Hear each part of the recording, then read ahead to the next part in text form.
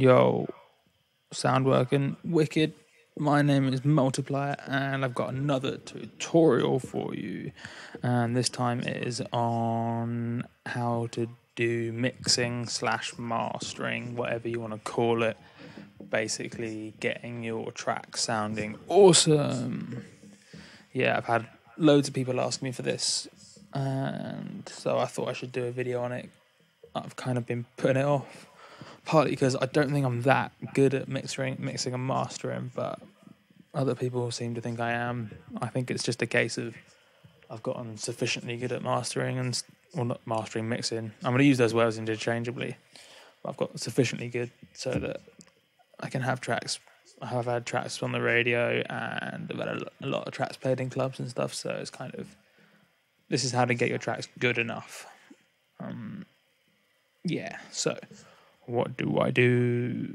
I thought there wasn't really much point in me just going through a track and mixing it in front of you and mastering it, because each track needs to be done in its own special way, because all tracks are different really. Some tracks need some things doing, tracks need other things doing, and people kind of like a really formulaic approach, like they might have a mastering chain or a process they do their mixing, but I don't think it's a good idea. I think that's just a safety net, because it will convince you that you think you're doing the right thing if you have this formula. But my rule is, if it sounds good, fuck it.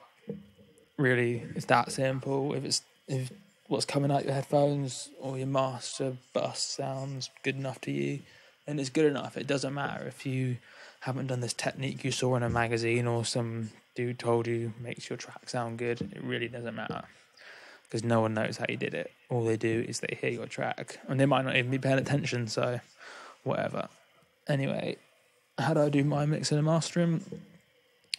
Basically, as far as compression and stuff goes, I don't do any until the master bus. I might do, if I'm doing a bass sound and I'm basically making the sound, I might compress it, but I'm not compressing it for loudness or fatness or whatever you want to call it. I'm just making the sound. That's part of sound design. But I basically do minimal or usually no compression at all. I use decent drum samples, so I don't need to compress them. And yeah, I do all my compression at the end. It's just the way I work. Yeah. So what else do I do? Well, one tip which I've explained before, but is kind of important, especially for people new to this, is to high pass everything that isn't a kick or a sub bass or a bass or something that needs the bass end. Yeah, I mean, I have a preset, like here it is here. I've got it on the mic channel, but this is a preset which I just drag in every single time from there, Mega Cut. And yeah, it's just a whole bunch of high pass stacked up. Just gets rid of the low end, leaves room for the kick and the bass, and unmodifies it. Yeah, that's all I really do with EQ. I don't really know what everyone is going on about with EQing stuff. I don't really do much of it. Don't think I need it. Again, people think my tracks sound good enough to like ask me to do the mixing thing, so fuck it. Yeah, that's all I really do as far as EQ goes. What else do I do? Yeah, panning and stuff in Ableton. It's this thing. Like, this probably won't illustrate it that, well, it might illustrate it. Yeah. But yeah, use this to pan. And basic idea is you want things like your kick, your snare, your bass, your lead normally all in the center, and then you want things like additional percussive stuff and sound effects and like background synths, like more pad kind of stuff people are calling it, that kind of stuff in the side. And important thing to use for that is utility. Like I've got one here. If you set that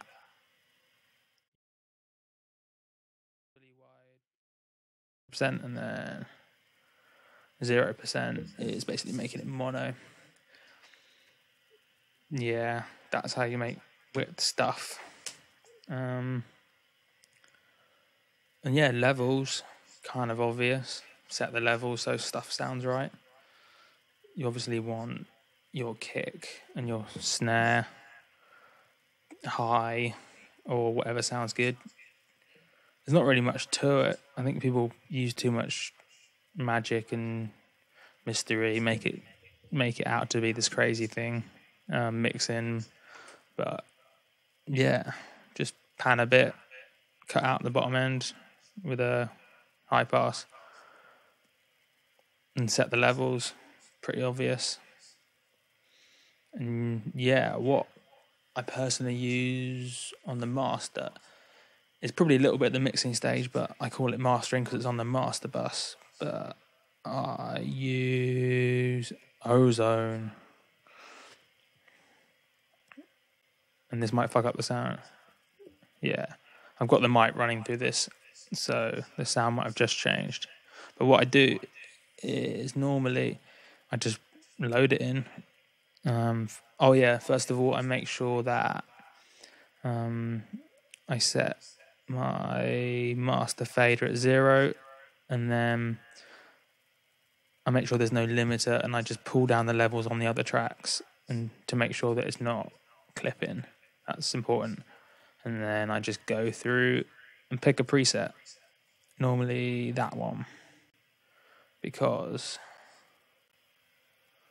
it says for loud club playback, which sounds like what I want. And then just play around with these sliders, like reverb. Did that work? Can't really tell.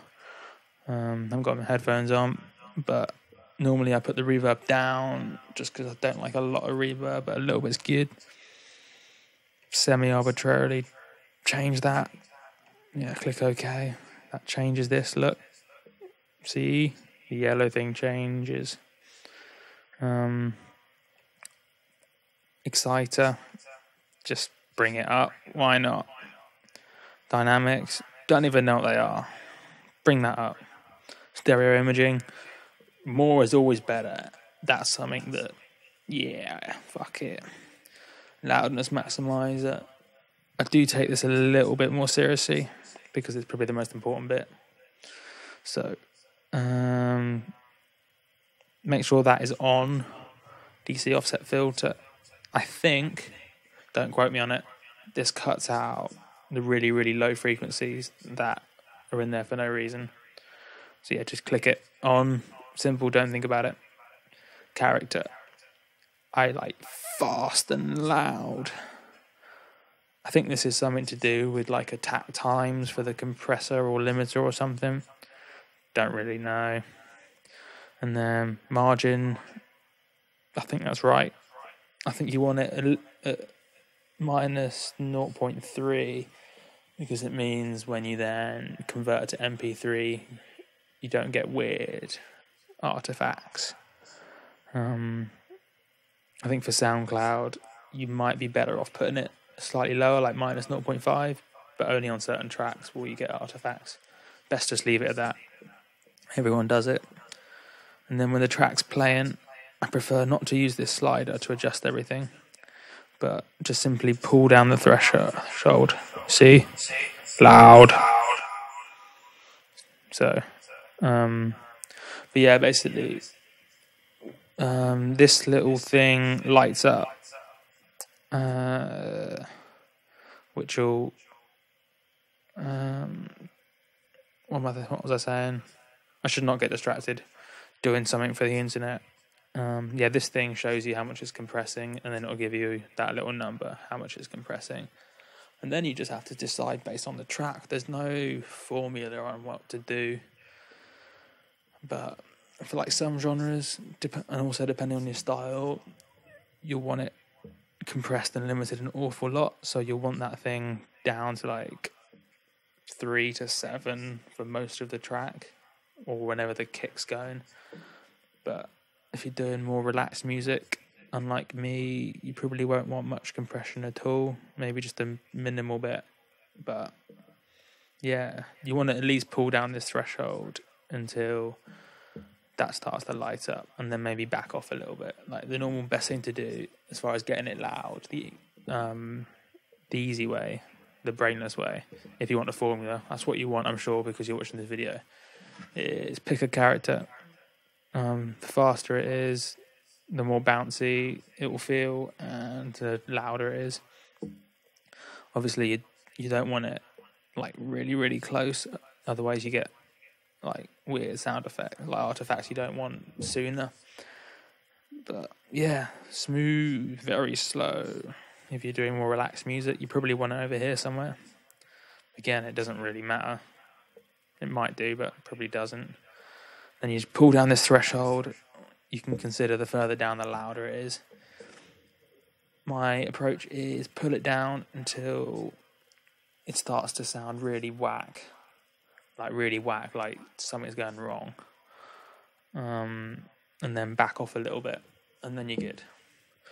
And that's all I do.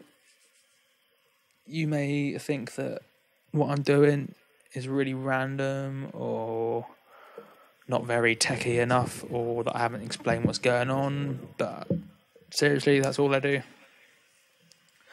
Do everything in headphones, which if you read the magazines and what the speaker companies will say is impossible. But yeah, my tracks sound good enough, clearly. Obviously, I wouldn't say I have a super pro sound, but good enough for like dance music. It's like, you got to remember that in the clubs, like, you can't even hear detail and stuff, so yeah. Another quick thing I forgot to tell you is you want your bass in like really narrow, like pretty much in mono. Like kicks, if you're using drum samples, are probably processed to already have the bass in mono. But if you've made a weird bass sound, you want to use mid-side EQ normally to put it in mono. If you want to keep the like treble, like the stereo detail in the treble, use mid-side EQ to put the bass in the center, and then keep your weird trebly shit, like the details higher up the spectrum, wide. Mid-side EQ can get a little complicated, and best thing to do is just YouTube a tutorial on mid-side EQ. But yeah, the reason you want bass at the center is, well, back in the olden days, it was something to do with the way they pressed vinyl. You needed the bass in the center, so they got a little bit of a hangover from that. Artists just generally thinking that, and producers, that you just always needed the bass in the center. But for club systems, you want the bass in the center because more often than not, unless you're playing a big like gig type setup and if you're playing in an actual club, the system will be in mono, and if you have weird stereo stuff going on, you get phasing effects a lot more easily in the bass end than the treble. So you don't really want any weird stereo stuff going on in the bass, because in a club, the bass is super important and you don't really want to fuck with it too much. YouTube or Google phasing, and that'll tell you what phasing is. But yeah, basically, you can have your bass in stereo if you don't want your stuff playing in the club, because it doesn't matter if you have a proper speaker setup, you can have it in stereo and get cool effects. But for dance music, yeah, just stick it in the center. And I know I've repeated what the fuck just happened? I know I've repeated myself a lot, but hopefully you might remember it then. Stick your bass in the center. Yeah, to do that, just grab utility. Oh, I've already told you I did it, but I'll tell you again because I've forgotten if I have or not. Mid-side EQ, if you want to keep like treble detail, if you want to keep treble detail, mid-side EQ, that's the complicated way of doing it. And the simple way of doing it is utility and then width 0. But that sticks everything in the center. Yeah. So I may have rambled and not made a lot of sense to a lot of you, and some of you may be thinking, oh, I thought there was more to it. Well, if you want to produce tracks for the top producers in the world, yeah, there is more to do. But if you're just sticking stuff up on SoundCloud or playing it in a club or whatever, seriously, don't overthink it. Get a decent mastering plugin. Like I use Ozone because it's all in one place and it's got cool aesthetics like this. But yeah, stick up, like choose a preset, tweak it with these sliders, and then just adjust the threshold, which is the limiting, which makes it loud. And especially if you're making like dance music on the more aggressive side of things, or where you want impact and you just want it loud. I know everyone says don't do it, but just limit the fuck out of it and compress it and smash it, because you can just call it an effect, like that whole distorted lack of dynamics sound that you get if you compress it too much. Anyway, yeah, post a comment if you want a more detailed thing, but that's my basic approach to mixing. As I said before, a few people have asked, so yeah, that's how I do it. I just half guess and do whatever. Works alright. So yeah, check out my tracks on SoundCloud. Like my Facebook page, and you get like free tracks, some exclusive tracks. You get me rambling every now and then. Although if you want the most like ramble, follow my Twitter. But yeah, sweet. Now I'll go mix some shit.